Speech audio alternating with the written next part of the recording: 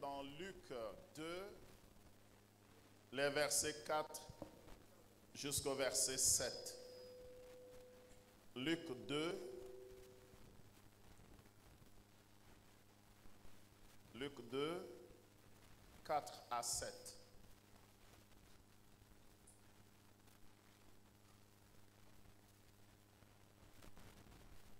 La Bible dit, Joseph aussi monta de la Galilée, de la ville de Nazareth, pour se rendre en Judée, dans la ville de David, appelée Bethléem, parce qu'il était de la maison et de la famille de David, afin de se faire inscrire avec Marie, sa fiancée, qui était enceinte. Pendant qu'ils étaient là, le temps où Marie devait accoucher arriva, et elle enfanta son fils premier-né. Elle l'emmaillota et le coucha dans une crèche, parce qu'il n'y avait pas de place pour eux dans l'hôtellerie. Gloire soit rendue à Dieu. Je voudrais, à partir de ce texte, intitulé « Marie, une personne unique ».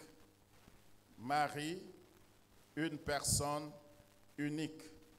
Je sais que vous suivez beaucoup Mara, une femme unique, c'est ça? Mais ce n'est pas Marie, une femme unique.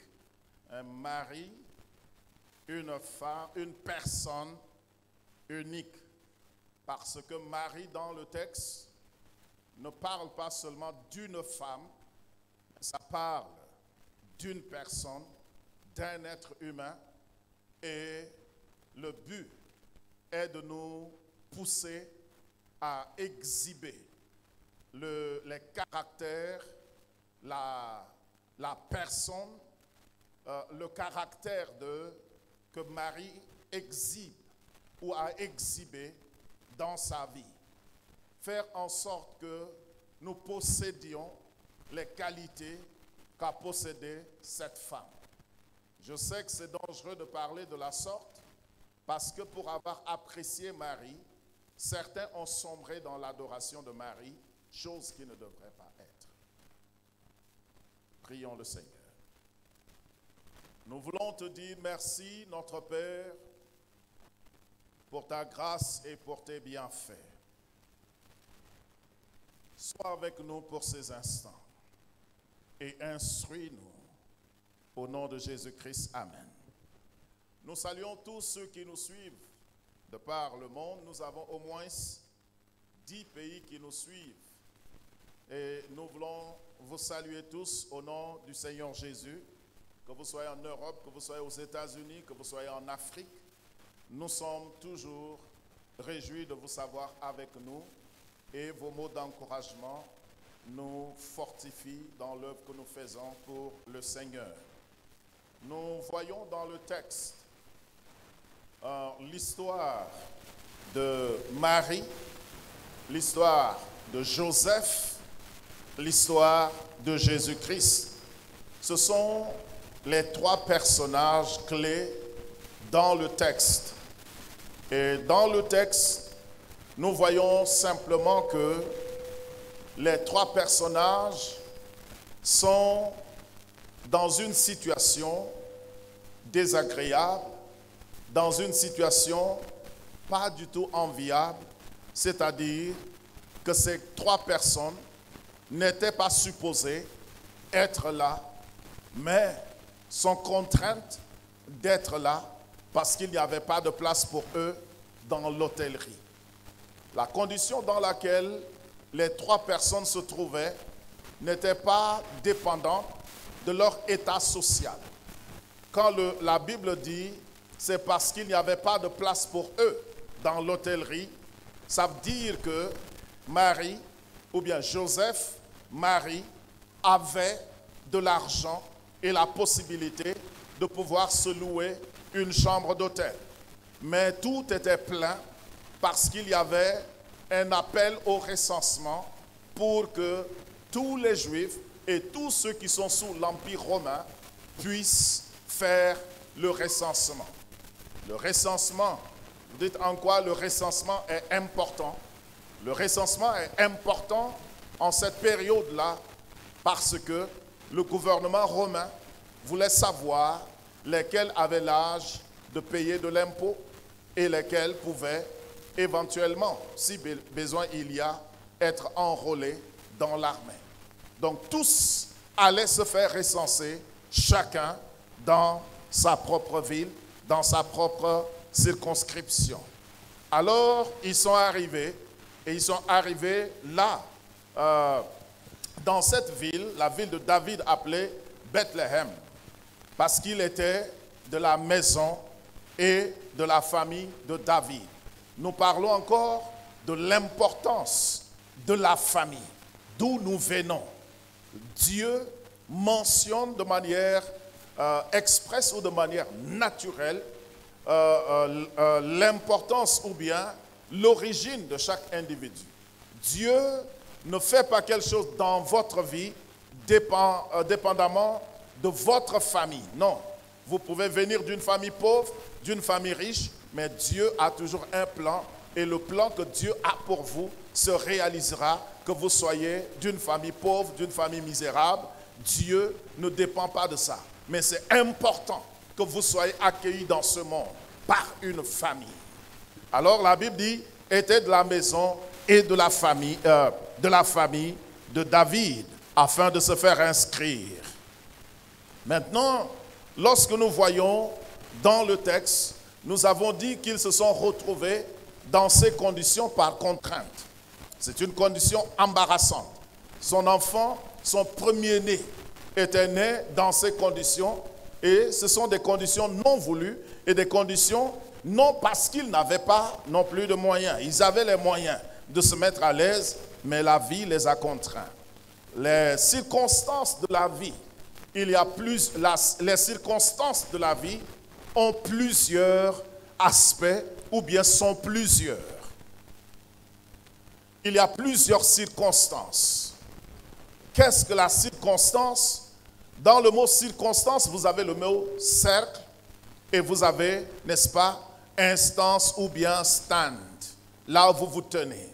De latin, circums, et puis circumstance, donc l'anglais a pris stand et tout cela. C'est-à-dire, c'est ce qui se passe dans un cercle donné où vous vous trouvez, dans un environnement où vous vous trouvez. Ce qui se passe là et qui vous affecte ou bien que vous affectez.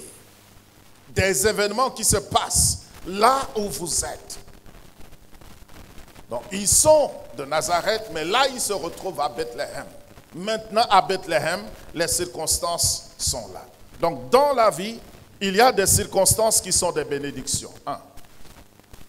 Il y a des circonstances qui sont des bénédictions. Nous pouvons avoir plusieurs exemples, mais je pourrais simplement dire, par exemple, le rêve dans la vie des fonctionnaires de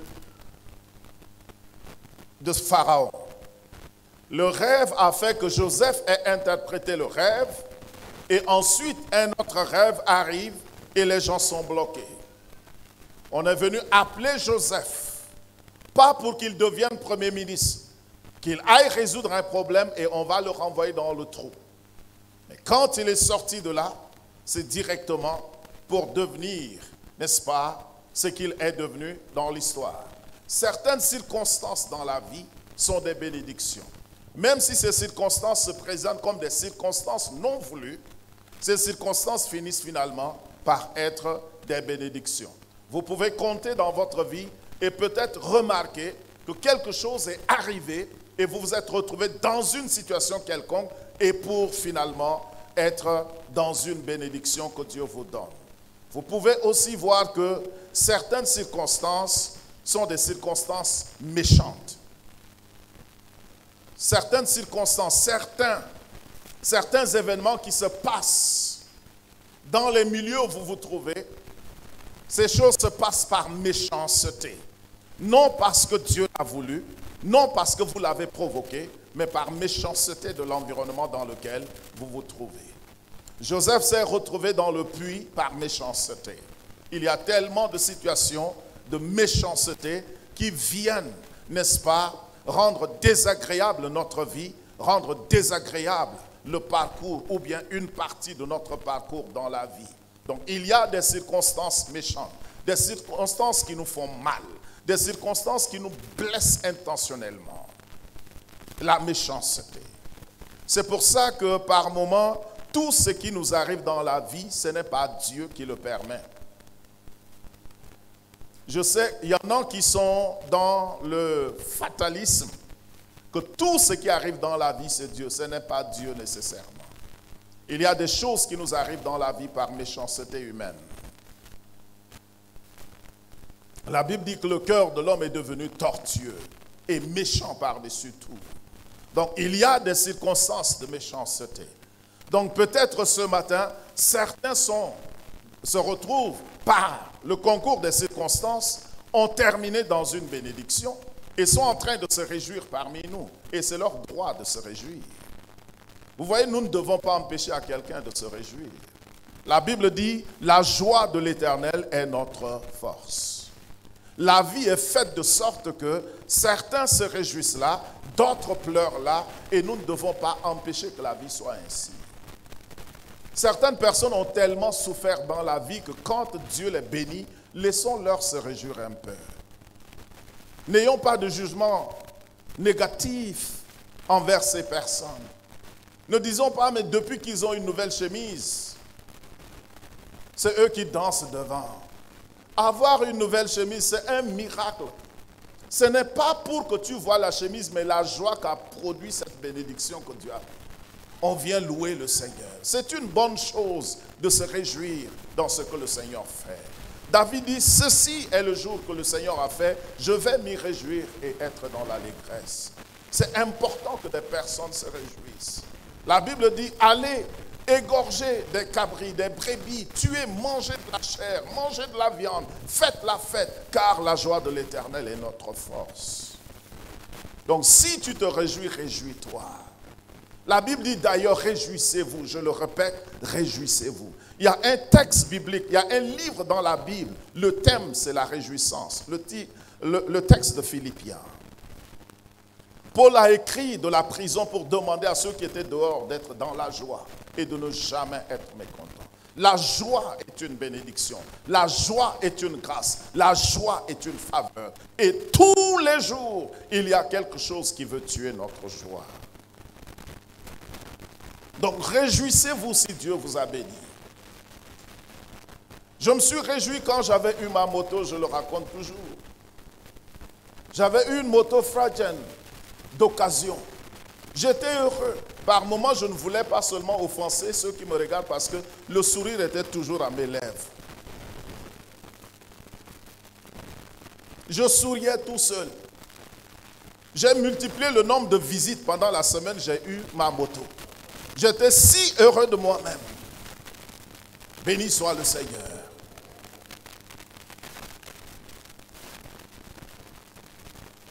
Il y en a qui pleurent. Si vous pleurez, ça fait partie de la vie. Et vous devez savoir que ce n'est pas parce que vous pleurez aujourd'hui et que l'autre se réjouit à côté que vous êtes le plus malheureux, la plus malheureuse, ou bien que Dieu vous a abandonné. Dieu n'abandonne personne. Donc pleure, mais sache que la vie ne s'arrête pas aux pleurs qu'il y a là. La Bible dit, les pleurs durent la nuit, mais au matin vient l'allégresse. Il y a un temps où chacun de nous se réjouit, mais nous ne nous réjouissons pas tous au même moment et nous ne pleurons pas tous au même moment. Il y en a qui sont même bénis de pleurer assez tôt. Il y en a qui sont bénis de pleurer assez tôt. Car il est préférable de pleurer assez tôt et de se réjouir plus tard et pour la fin. La Bible dit, la fin d'une chose vaut mieux que son commencement. Si je dois pleurer, Seigneur, que je pleure dans la jeunesse, quand j'ai encore de la force, quand j'ai encore la fortitude intérieure, quand je peux encore refaire ma vie, quand je peux encore renouveler ma vie, quand je peux encore me marier, quand je peux encore chercher un autre emploi. Ne me laisse pas pleurer quand je ne peux même plus me relever. Ne me laisse pas pleurer quand je ne peux même plus m'habiller. Si on me rejette comme on me rejette maintenant et que dans ma vieillesse que j'ai au moins des personnes autour.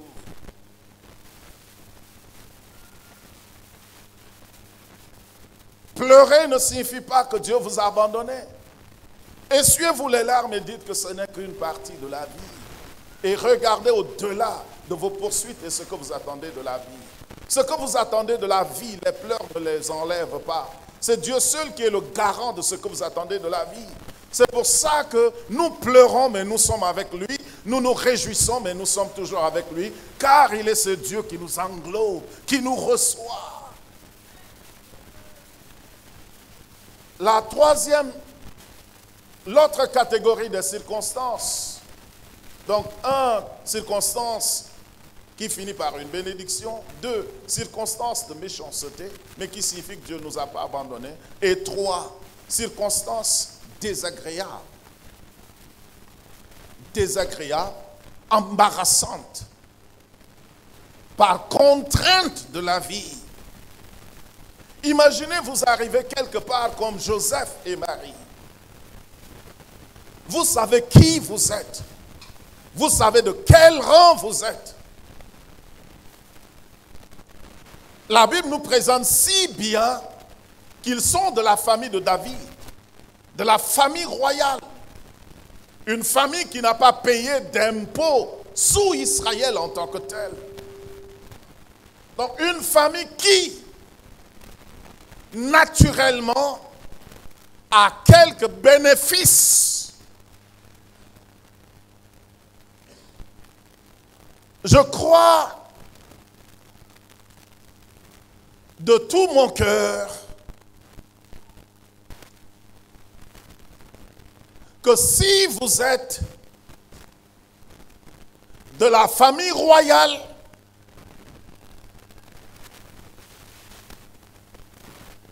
il y a quand même quelques privilèges que la vie vous donne.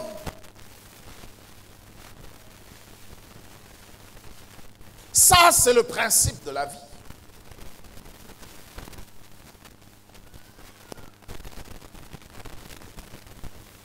Moi, je trouverais anormal que quelqu'un de la famille présidentielle, qui qu'il soit ce président, si je deviens président un jour, je trouverais anormal qu'un membre de ma famille aille en moto.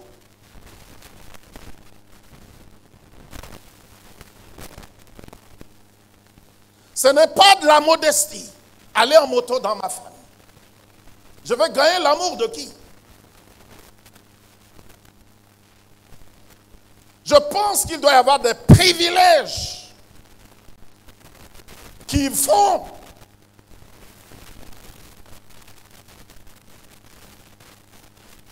donc, je vais vous choquer un peu encore. Pour moi, trouver quelqu'un de la famille présidentielle qui vend V8, ça ne me dit rien. C'est normal. Ça n'a rien à voir avec le vol. Ça n'a rien à voir avec la cupidité. Mais le privilège du poste. Maintenant, si la personne qui est là gère mal, c'est son problème. Avec la justice des hommes et la justice divine. Mais c'est normal qu'une famille qui représente une nation soit bien entretenue. J'ai suivi comment l'État espagnol donne des millions d'euros à la famille royale par mois, comme ça, pour que ça soit bien entretenu. Bibliquement aussi, il y a la part de ration qui est donnée au roi tous les jours. Son salaire, il ne mange pas avec ça. Il ne doit pas louer une maison. Aux États-Unis, mais dites-moi que je m'écarte du sujet. Aux États-Unis, vous arrivez à la Maison Blanche. Quand vous quittez avec tout ce qu'il y a dedans. Même les tableaux de 10 millions de dollars ou de 5 millions de dollars. Vous quittez avec. Et je sais encore du temps d'Obama. Quand vous quittez, on vous construit une sorte de castle, une sorte de forteresse, de château. Et on vous installe. Parce que ce n'est pas normal que vous baissiez de niveau. Donc voir quelqu'un aller en bicyclette n'est pas un signe de justice.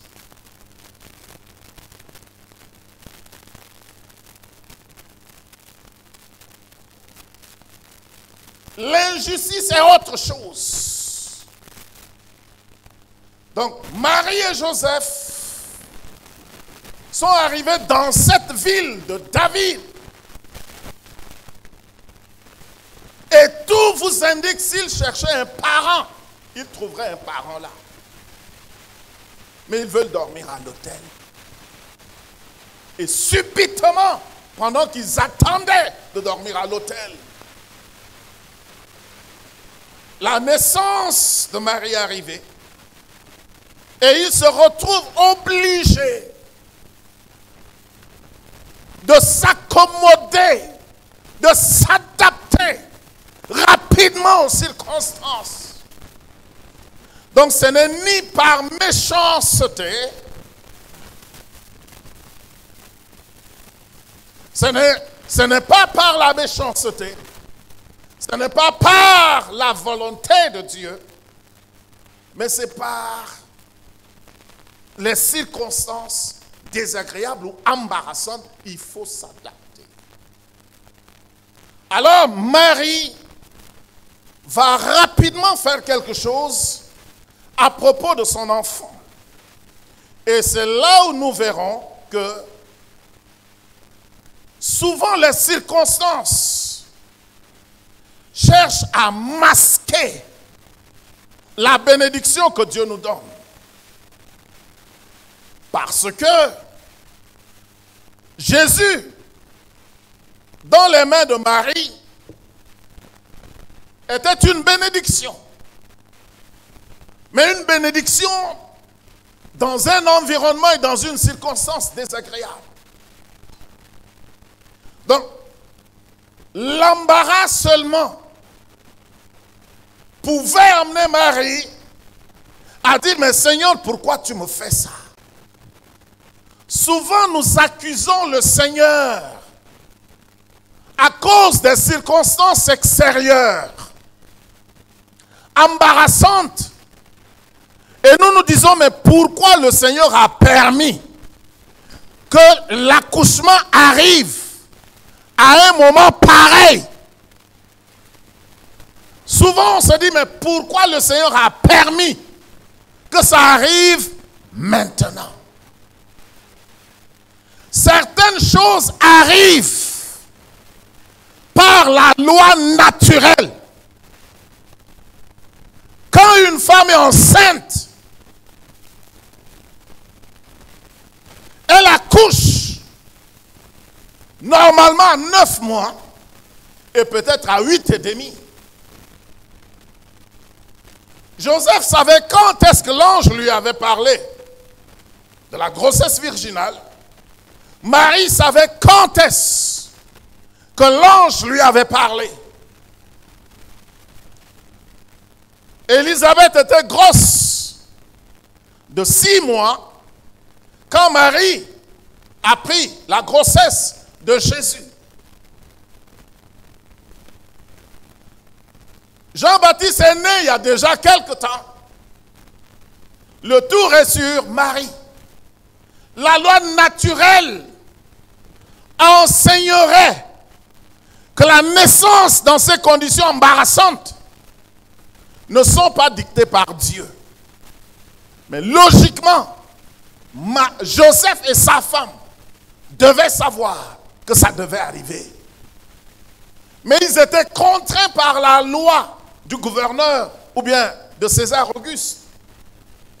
Ils étaient contraints d'être là.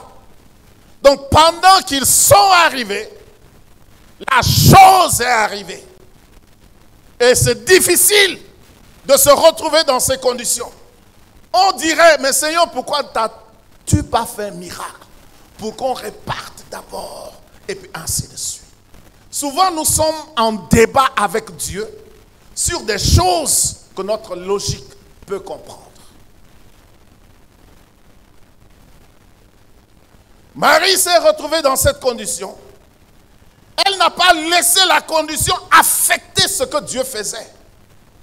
Donc, elle n'était pas embarrassée. Elle prit son enfant. Elle l'a maillota. Elle l'a couverte, elle l'a protégée.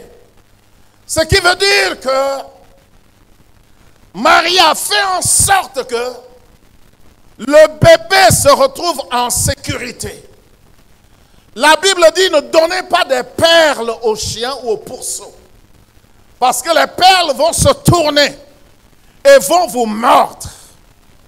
C'est-à-dire toute bénédiction que Dieu nous donne, il faut savoir protéger. Il faut savoir en prendre soin. Je rends ça pratique. Votre mariage est une bénédiction. Une bénédiction, on en prend soin. Un homme, on en prend soin. Une femme, on en prend soin.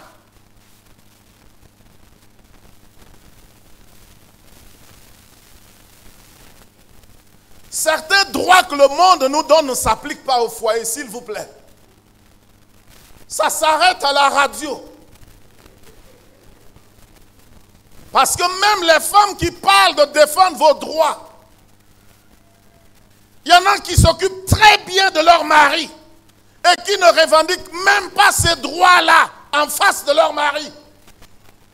Ne vous laissez pas tromper par la radio. Maintenant, certaines personnes ne seraient pas d'accord. C'est normal, c'est votre droit de ne pas être d'accord.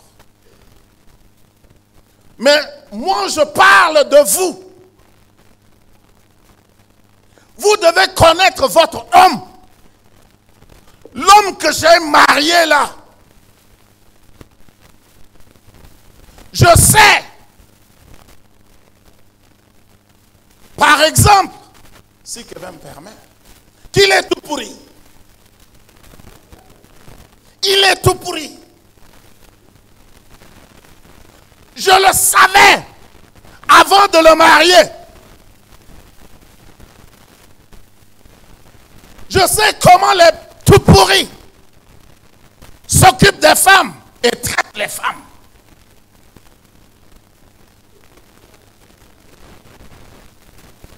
En l'épousant, je ne vais pas exiger qu'il devienne brésilien le mois suivant.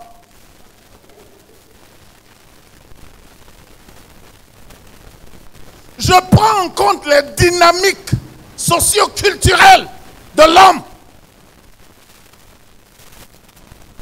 Ça, le droit qu'on me donne là-bas ne m'a pas dit ça. Parce que mon problème, je l'aime et il m'aime. Je ne veux pas perdre mon mariage et il ne veut pas. Mais je dois faire attention. Certains hommes, Même pour leur demander de prendre le bébé, il faut savoir poser le problème.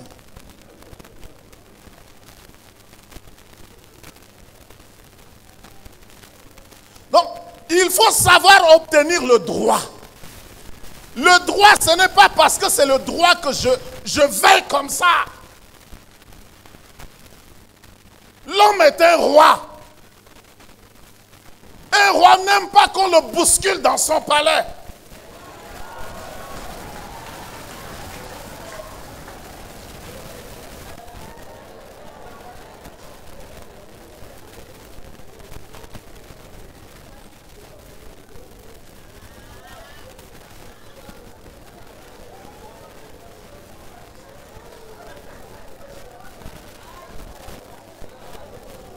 Donc, si on vous donne le droit, qu'on vous enseigne la manière de revendiquer le droit,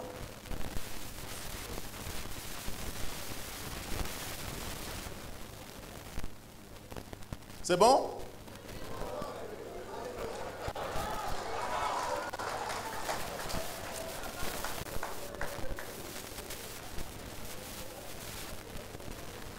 Je parlais des bénédictions qu'il faut savoir protéger.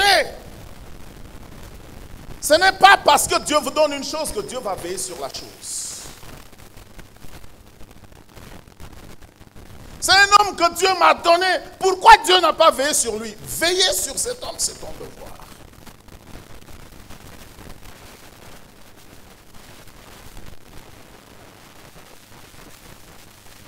Nous avons prêché d'une certaine manière. Il faut équilibrer le débat. Certains hommes, si vous n'avez pas de toilette interne avec le shower, ils voudraient que vous posiez vous-même de l'eau chaude encore aux toilettes. C'est pour ça, si vous ne discutez pas de ces choses avant de vous marier, vous aurez des difficultés à l'intérieur. Même à mon père, je n'ai pas mis de l'eau aux toilettes. Ici, là, c'est autre chose. Ton père, c'était un autre homme. Ici, c'est un autre homme.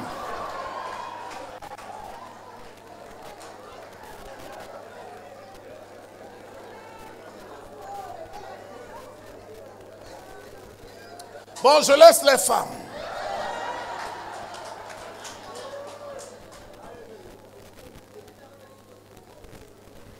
L'homme doit prendre soin de sa femme.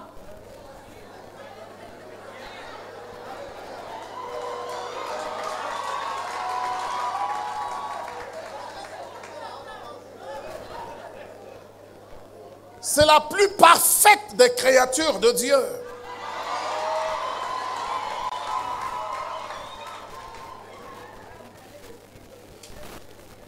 Vous voyez, la femme est si raffinée que parfois nous pensons qu'elle nous dérange. Elle voit des détails que nous, c'est pas grave. Donc, la femme était la fille de quelqu'un, était la fille d'un homme, était sous la responsabilité d'un homme qui s'est bien occupé d'elle, qui l'a entretenue, ou bien elle était sous sa propre coupe et elle s'occupait bien d'elle-même. Elle vous a attiré. Vous êtes allé vers elle. Il y a des hommes qui épousent une femme. 6 mois après, vous trouvez la femme là. Ce n'est plus la fille que vous avez connue. Alors que d'autres hommes épousent une fille, une femme, et au bout de quelques temps, j'ai vu des personnes épouser une femme, et les gens disent, mais la fille là ne mérite pas l'homme là. Au bout de quelque temps, les gens voient maintenant que c'est l'homme là qui ne mérite pas la fille là. Toute femme est belle si vous savez investir en elle.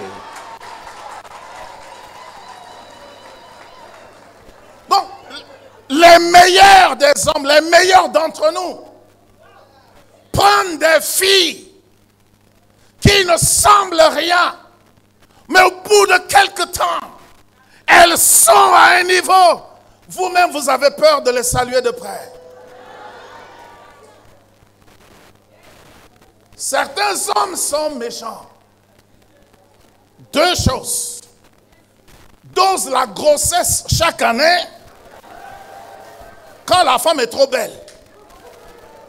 Ou bien n'entretiennent pas la femme parce que trop belle, quelqu'un d'autre va les arracher.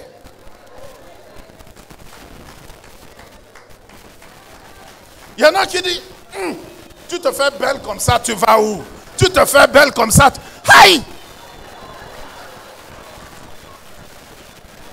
Tu crois que c'est à l'église même que tu vas belle comme ça là?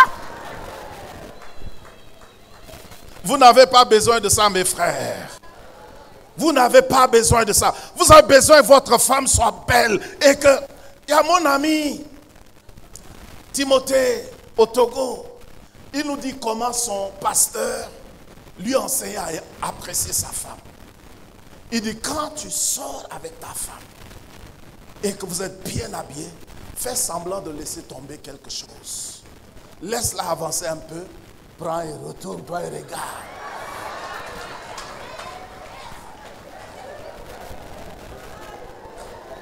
Aïe!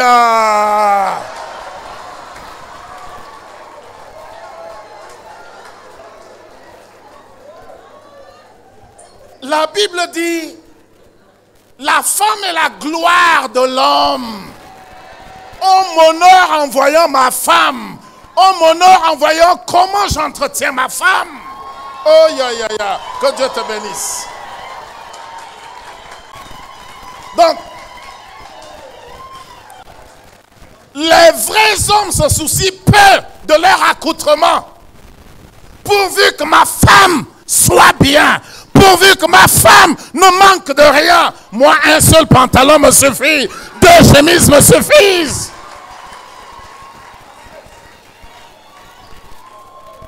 La femme est une bénédiction. Je crois que la pire des injures ou des insultes dans la vie d'un homme serait de voir la même femme que vous avez négligée, que vous avez laidie, et que vous avez abandonnée. Maintenant que la femme vous a abandonné, elle est propre, elle est belle, elle est épanouie. Why?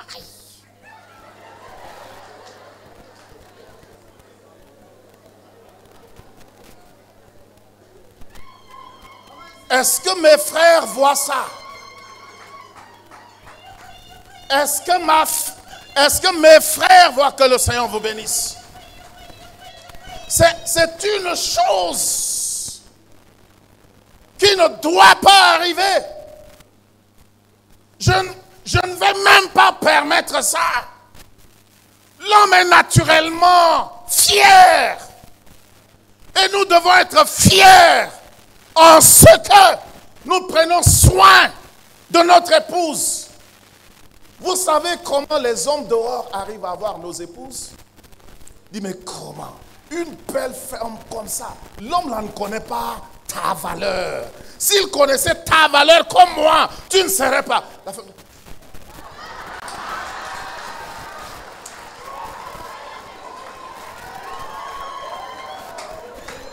Vous voyez, votre femme elle va rejeter, mais demain elle veut venir encore écouter. Je vais arrêter le message ici.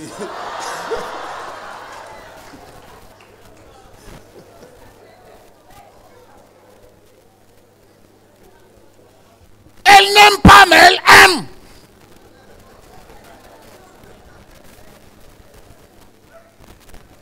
Le jour où le monsieur là ne dit plus ces choses-là, elle-même, elle va les provoquer.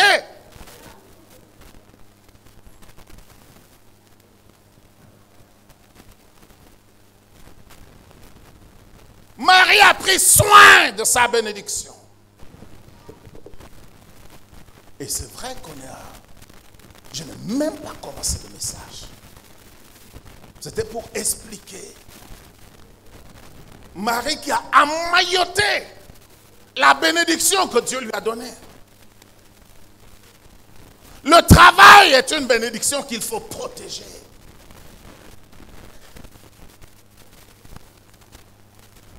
Vous ne devez pas être négligent. Sinon, le même travail que Dieu vous donne vous sera arraché et vous direz, mais comment Dieu lui-même me donne un emploi et fait en sorte qu'on me l'arrache? C'est parce que vous avez négligé la perle que Dieu vous a donnée. Marie, elle est particulière. Elle était jeune, vierge, n'a pas encore connu un homme. La Bible dit, Joseph ne l'a pas connu. Mais le sens de responsabilité de cette fille. Si je commence par citer 1, 2, 3, nous n'allons pas terminer. Mais à cette introduction, je pense que Dieu nous a assez parlé. Nous allons nous arrêter là. Mais toute bénédiction au milieu de circonstances difficiles, veillez sur votre bénédiction. Veillez sur votre intelligence. Veillez sur votre beauté. Veillez sur tout ce que Dieu vous a donné. C'est une bénédiction. Le travail est une bénédiction. La beauté est une bénédiction. Combien savent que la beauté est une bénédiction?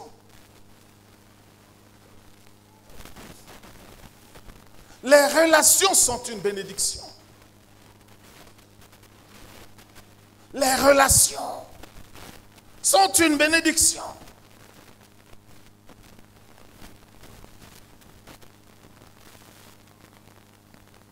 La famille de l'Église est une bénédiction.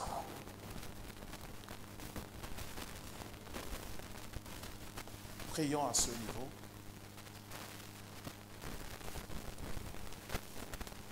Et demandons que chacun entre en lui, en elle.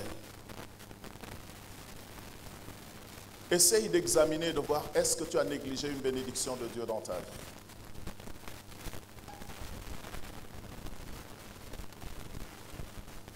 Est-ce que tu as négligé une faveur de Dieu dans ta vie? Est-ce que tu as négligé une opportunité dans la vie? Tu devrais tirer le maximum du jeu. Et tu as laissé aller l'épingle du jeu. Seigneur, aide-moi à valoriser les dons, les bénédictions que tu me donnes. Ton engin roulant est une bénédiction.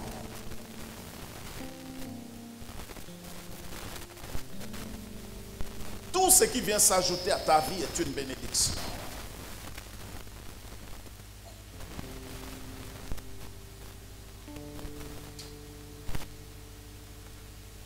Merci Seigneur.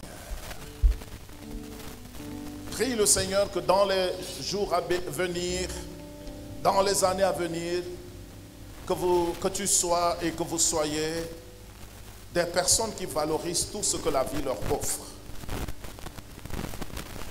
Réjouissez-vous en ce que Dieu, la vie, vous offre et veillez sur cela en dépit des circonstances désagréables, en dépit des circonstances difficiles.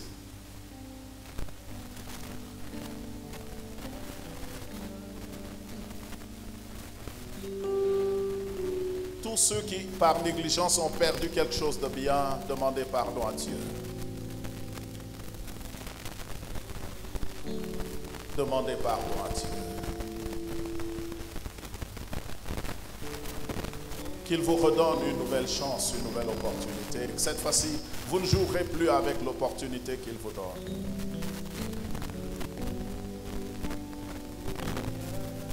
Si vous avez négligé les relations, les amitiés, vous repoussez vos amis, vous commencez bien et vous terminez en catastrophe. Vous dévalorisez quelque chose de sans prix que Dieu vous donne.